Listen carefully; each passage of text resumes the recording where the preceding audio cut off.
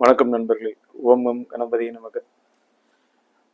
சில பேர் ஜாதகத்தில் பார்க்கும்போது பார்த்தீங்கன்னா கதை கவிதை அந்த கற்பனை திறன் அப்படிங்கிறது ரொம்ப அனாயாசமாக அற்புதமாக இருக்கும். அந்த கவிதைகளை படிக்கும்போதும் சரி, அந்த கதைகளை படிக்கும்போதும் சரி, அடுத்தடுத்து ரொம்ப இன்ட்ரெஸ்டிங்காக கொண்டு போகிற மாதிரி இருக்கும். ராஜேஷ்குமார் சார் நாவல் மாதிரின்னு வச்சுக்கலாம், இல்லாட்டி சுஜாதா சார் மாதிரி சயின்டிஃபிக் கலந்து ஒரு கதை சொல்கிறது அப்படின்லாம் இருக்கும். ஸோ இந்த மாதிரி ஜாதக அமைப்பு எப்படி இருக்கும் அப்படின்னு பார்த்தீங்கன்னா, லக்னத்துக்கு 2 6 10 புதன் சம்பந்தப்பட்டு, அந்த புதனை பார்த்தீங்கன்னா குருவும் கேதுவும் தொடர்பு கொண்ட போது ரொம்ப சூப்பராக பிரமாதமாக கதை சொல்லுவாங்க, கவிதையெல்லாம் எழுதுவாங்க.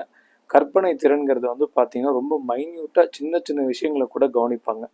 அதுவும் பர்டிகுலராக பார்த்தீங்கன்னா அந்த தமிழ் மொழி எழுத்துக்களை அவங்க எடுத்து கையாளுற விதம் பார்த்தீங்கன்னா ரொம்ப பிரமாதமாக இருக்கும். அப்போது மற்ற லாங்குவேஜெல்லாம் கவிதையெல்லாம் இல்லையா சார் அப்படின்னு நீங்கள் கேட்கலாம். ஈவன் மற்ற லாங்குவேஜஸ்லையும் சம்மந்தப்பட்டிருக்கும். அதுக்கு வேறு வேறு காம்பினேஷன்ஸ் இருக்குது. ஸோ அதை அடுத்தடுத்த பதிவுகளை பார்க்கலாம். நன்றி.